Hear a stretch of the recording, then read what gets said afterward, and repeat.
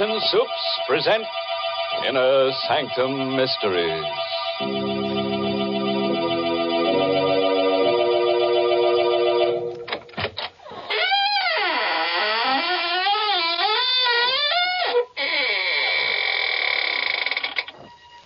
Good evening, friends of the Inner Sanctum. This is your host, waiting to act as your guide through the squeaking door on a specially prepared travelogue. First, we'll take a little jaunt with jeopardy along the path of peril, where we'll prowl with panic until we take the left turn into Horror Highway, and thence via Terror Turnpike straight into the road to ruin. I don't think I like your itinerary, Mr. Host. If you don't mind, I'd much rather take a shortcut to the Highway of Happiness via the kitchen. And pray tell us, by what signpost shall we recognize your blithesome Highway of Happiness, Mary? Well, you'll just know you're headed for pleasure when you take your first taste of swell Lipton tea. Because, what a world of contentment there is in every cupful. What flavor, what wide-awake flavor. No wonder the tea experts say there's only one word to describe Lipton's, and that's brisk. No wonder more folks enjoy Lipton's than any other brand of tea in the world. It's because Lipton tea never tastes dull, flat, or dreary. It's always lively and cheery. Yes, Lipton's is the world's favorite tea, and it will be your favorite, too, once you taste that brisk Lipton flavor. So be sure you try Lipton tea.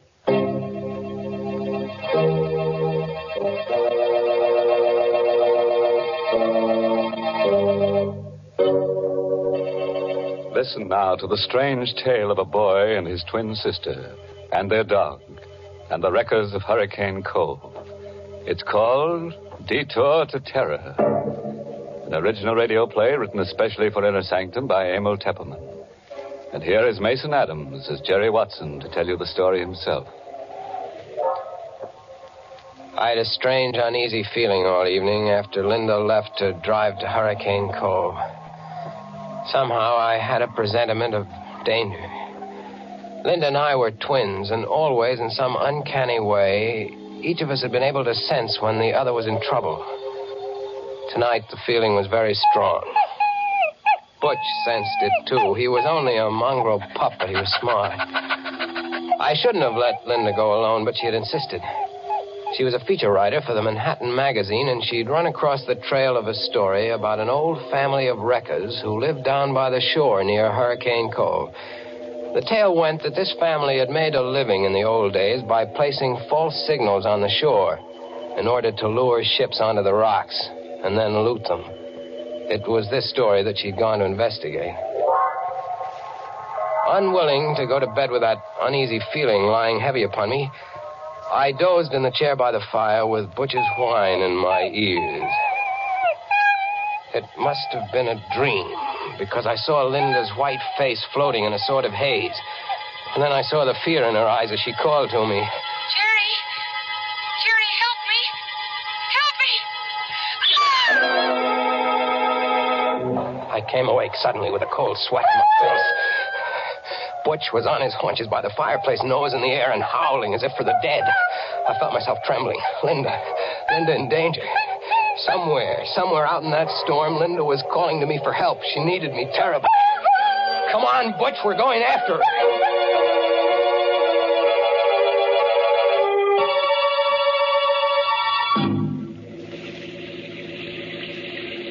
Within 20 minutes, I was speeding through the storm out along Highway 9. I remembered Linda's telling me just what route she'd take. See, Jerry, I'll go out on 9 to here, and then turn off on the old shore road. It isn't used much anymore, but it's the shortest route to Hurricane Cove. And if I leave now, I should be there by midnight.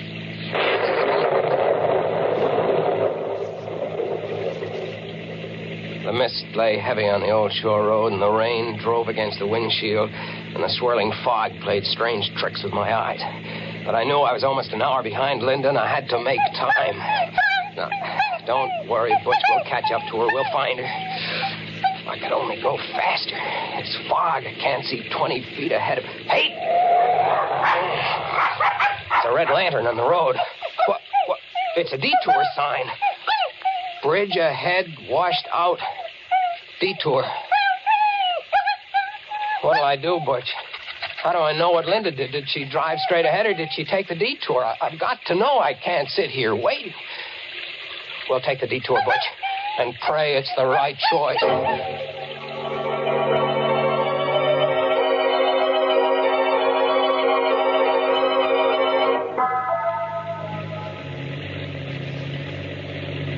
This detour isn't taking us anywhere, Butch. I don't think Linda came this way. Maybe she didn't see the detour sign back there. Drove into the washed-out bridge. Maybe that's what the danger was. No, she couldn't have missed that red lantern even in the fog. She must have turned off. She must have come this way. Hey! There's the car, Butch, stalled in the ditch and blocking the road. It's Linda's car. Come on, let's get to her quick.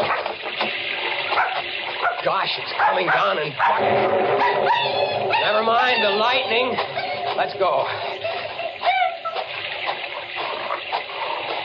She's not in the car, Butch. I don't see her in the car. Oh, no, she's not in here. Linda! Linda! Where could she have gone, Butch? She was always scared of thunder and lightning. Linda! How can we look for her in the dark and the fog? What is it, Butch? What have you found over there? I'm coming, Butch. I'm coming. Where, Butch? Where? Behind the tree? All right. Linda.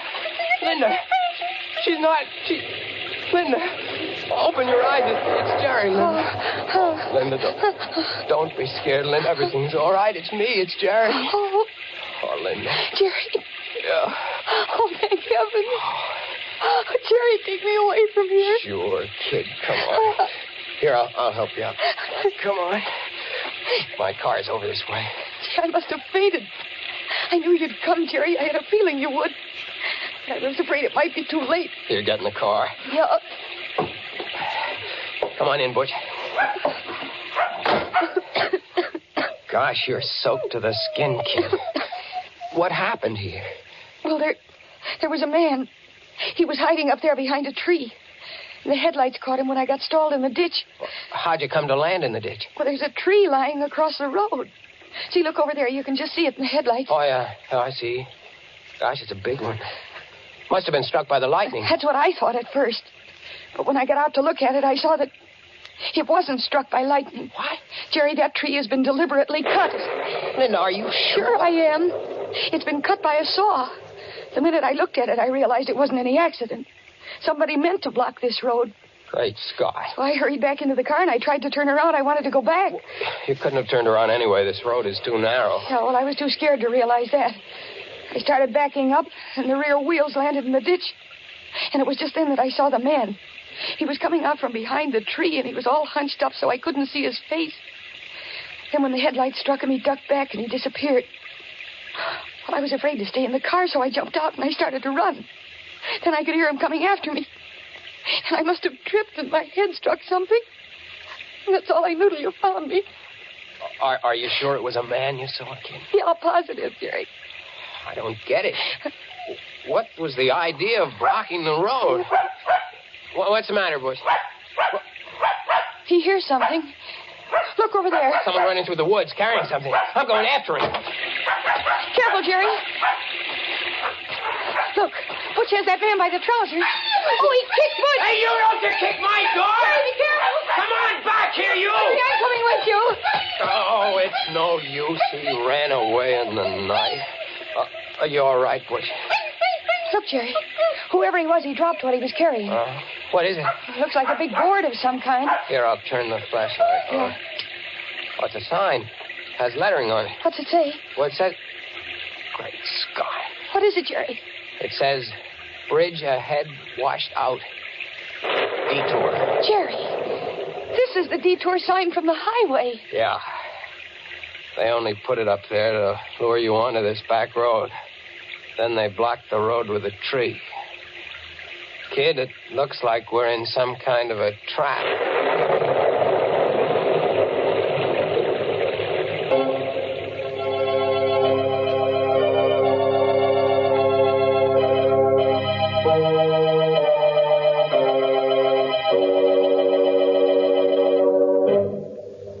what kind of a mess have we got these poor people into? Imagine finding that poor twin sister unconscious behind the tree. And it took Butch to find her, too. I wonder what kind of a tree it was. Oh, probably a dogwood tree. As you can always tell a dogwood tree by its bark. There's poor Linda in all that trouble, and here you go, making puns. I can't help it, Mary. That's my nature. I ought to know it's your nature by now. And I ought to know, too, you can't change people. Take those of us who like to start each day off with piping hot Lipton tea.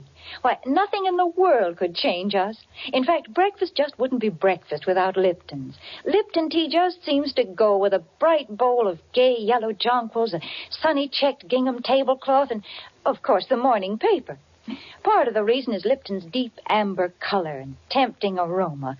But the big reason breakfast wouldn't be right without Lipton's is Lipton's grand, brisk flavor. It's so lively and tingling with zip. Just a cup or two of Lipton's and your spirits catch on and your day's off to a bright start. Yes, breakfast time or any time is the right time to enjoy Lipton tea. So for real tea-drinking pleasure, ask your grocer tomorrow for brisk Lipton tea.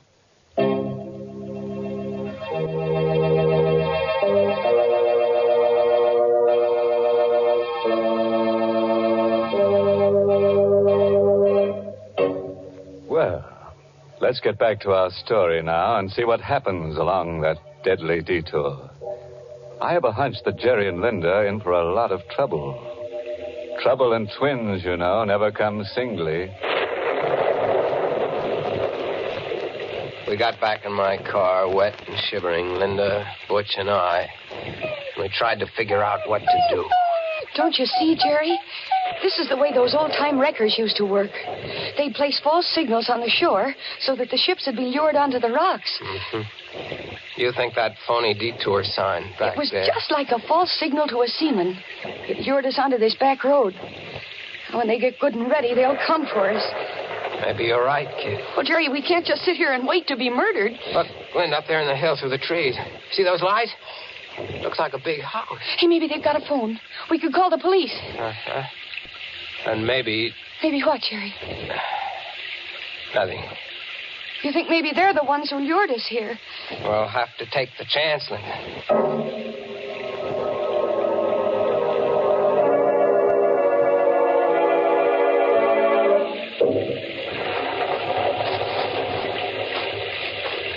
The ground here is so soft. Isn't there a path through these woods?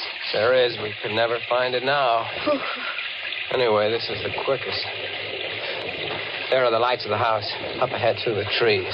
Such big trees, so old and bare. They look like evil things. Like they're waiting to twine their arms around us and crush us. Quit it, kid. You'll work yourself up for nothing. We'll be at the house in a minute. What? What is it? The lights, they went out. The house, it's all dark. Quiet, Butch, Why did quiet. they put the lights out, Jerry? Maybe they went to sleep. What'll we do? We'll go up and ring the bell. That's what we'll do. Jerry. What? Do you hear that? Yeah, someone playing the piano in there. In the dark. Oh, it sounds uncanny. Come on, I'm going to ring the bell.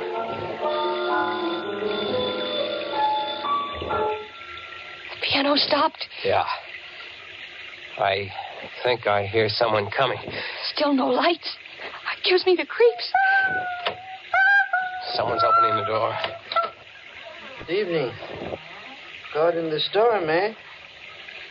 Won't you come in? Your lights, aren't they working?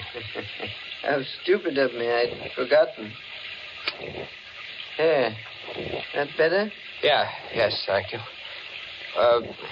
I'm Jerry Watson. This is my sister, Linda. This is Butch. How do you do?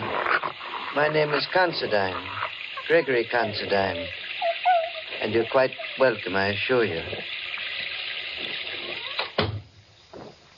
Mr. Considine, there's been a tree cut across the road down there. Tree? Cut? You mean struck by lightning? Well, I don't think so, sir. I think it was done deliberately. I'd like to use your phone to call the police. I'm so sorry. The phone is out of order. The storm, you know. I'm sure you must be mistaken about the tree. But you must be soaked through and through. Please follow me into the library. I'll get you some dry clothes. Jerry, did you see his eyes? He's blind. That's why I was playing the piano in the dark. Right in here, please. It's a nice crackling fire. You can warm up while I ring for my handyman. Matt will be here in a moment. I heard what you said to your brother, Miss Watson. Oh, I'm sorry. Not at all. I managed quite well. You live alone here, Mr. Considine? Just my brother Vincent and I, and Matt, of course. We seldom see strangers here. No one uses this old back road. Mr. Considine, someone put a phony Detour sign out on the main road. Really? Sounds almost incredible. Ah, here's Matt. Did you ring for me, Mr. Gregg? Matt, this is Miss Watson and her brother, and Butch. They've been caught in the storm. I think there's some dry clothing in the west room. Yes, Mr. Gregg. Yeah, this way, please. Are you in there, Greg? What have you done to those people? Oh, dear. That's my brother Vincent. I'm afraid I'll have to ask a favor of you. Please overlook anything Vincent may say. He's, shall I say, a bit strange. Oh, here you are. Well, introduce me to your friends, Greg. Go upstairs, Vincent. Go upstairs, Vincent. Is that all you have to say to your brother? What are you going to do to these people? What are you planning for them? Vincent. You can't shut me up. Look here, mister. And young lady. Take a bit of advice from me. Don't stay in this house overnight, or you'll never live to see the morning. Get out, quick. Matt, you know what to do. No. Yes, Mr. No, Gregg. please. Keep away from me, Matt. Keep away. I warn you, mister. Get your sister out of it. No, hey, let go of me, Matt. Hey, he knocked him Out. I regret that it was necessary, Mr. Watson. Vincent is difficult at times. Please pay no attention to what he said.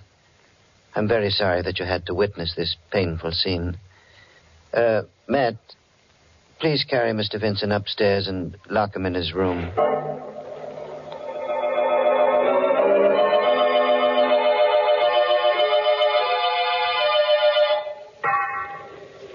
I hope you like these rooms. Yes, thank you. Yes, I'm sure we'll be comfortable, Mr. Considine. They're adjoining rooms, as you see. And these doors bolt on the inside. I advise you to keep them locked all night. We surely will. Thank you for these dry clothes and for the tea. You're quite welcome, I assure you. Now just try to get a good night's sleep. Everything will be all right in the morning.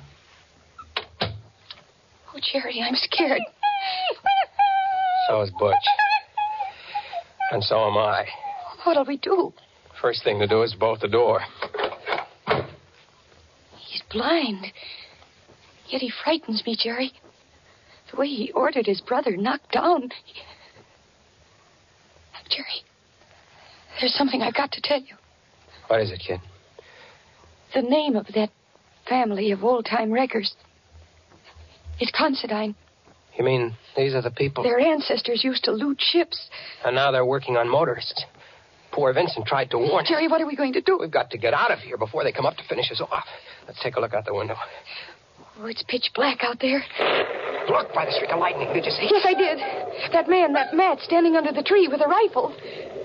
We're stuck. No escape. What's that? Someone tapping against the wall. In there. Can you hear me? Who is it? It's Vincent. I'm in the room next door to you. It's locked on the outside. Can you get me out? We'll be right there. Quiet, Butch. Oh, Jerry, maybe there's a chance if Vincent will help us. Come on, kid. Yeah. No noise. Shh. Come on. Here, this is the door. Look, it's bolted on the outside. They must keep him locked up all the time. Well, here goes. Vincent? Here I am. Don't make any noise. My brother has ears like a cat. And don't let him fool you. He may be blind, but he's more dangerous than any man who can see. How are we going to get out of here? Matt's watching outside with a rifle. Listen. The piano. My brother is amusing himself in the dark. He always plays the piano when he has something on his mind. Do you know any way for us to get out of here? Well, there's only a slim chance. Now listen to me carefully. The only chance is to get out the back way. But you have to pass the open living room door downstairs. And Greg is in there at the piano. And what'll we do? Well, you wait here. I'll go down first and see if they've left the cellar door unlocked. I'll come back for you. Please, don't move until I return. Be careful. Don't worry. I will. Jerry, what'll happen if Greg hears him? Greg will probably call Matt and he'll lock him up again. And what'll become of us? We'll worry about that later. Jerry, he stopped playing. Yeah. Do you think he heard Vincent coming down?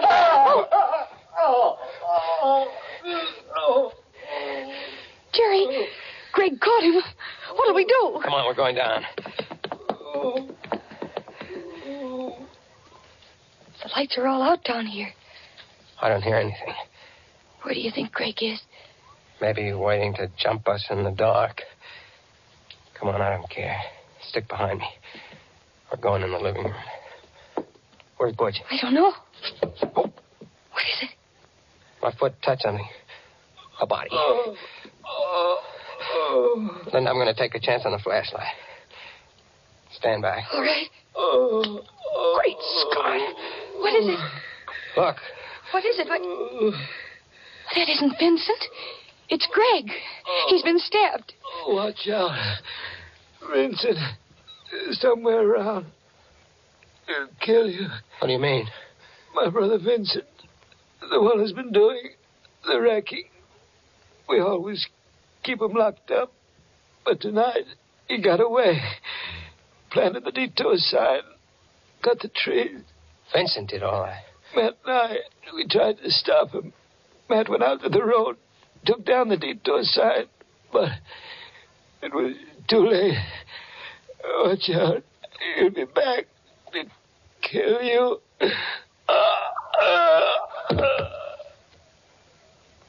He's dead. Jerry. Poor Greg. And we thought it was... Oh, the lights. Thank you for waiting for me. Vincent. Where'd you get that rifle? From Matt. He won't need it anymore. What are you going to do? What do you think? You're crazy. Well, aren't we all? Now, my good friends, if you'll just say a prayer. Any little prayer will do. Don't point that gun at my sister. It won't do you any good to stand in front of her. This rifle is a 30-30. Now, if you're ready... Jerry, he's mad. Look out! Butch! Attaboy, Butch! Come on! Let go of the gun!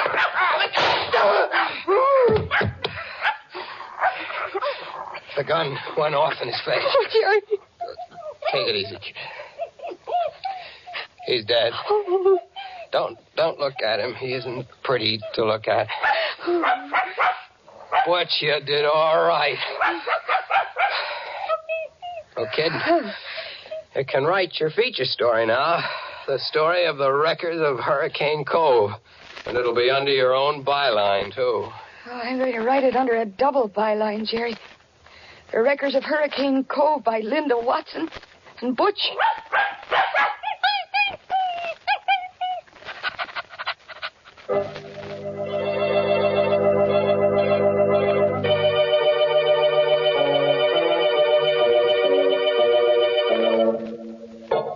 Well, Butch, how does it feel to have a byline? You like it. You like collaborating, don't you? Especially with a pretty girl like Linda, huh?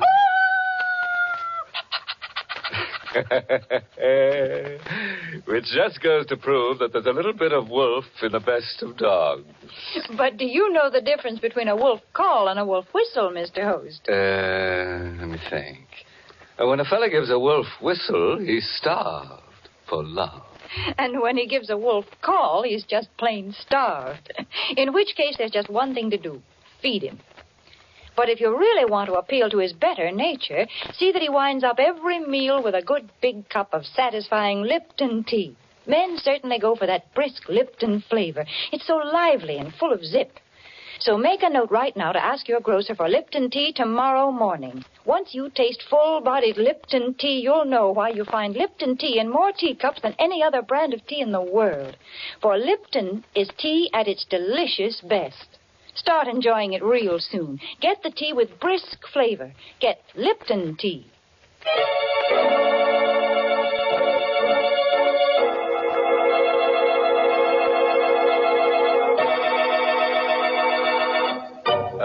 Parting word of advice, friends. If you should ever awake from a hideous nightmare and find yourself driving in a mental fog along a lane that has no turning, with madmen lurking behind trees waiting to strike you down, and strange beasts with red tongues lapping at your ankles, and the bare and ugly trees stretching forth their gnarled arms to crush you, and there is no escape at all, why worry about it? You won't come out alive anyway. Oh, by the way, this month's Inner Sanctum Mystery novel is Benefit Performance by Richard Sage. And next week, the makers of Lipton Tea and Lipton Soups will bring you another Inner Sanctum story, directed by Hyman Brown, and called Murder in the Night. Correction. There'll be 3 murders. You know, it's going to take a lot of nerve to hear this tale out, so I don't suppose you'll be listening. That is, unless you've just got to find out how a brass button in a dead man's hand traps the murderer. If so, tune in to Inner Sanctum next week at this same time. Until then, good night. Pleasant dreams.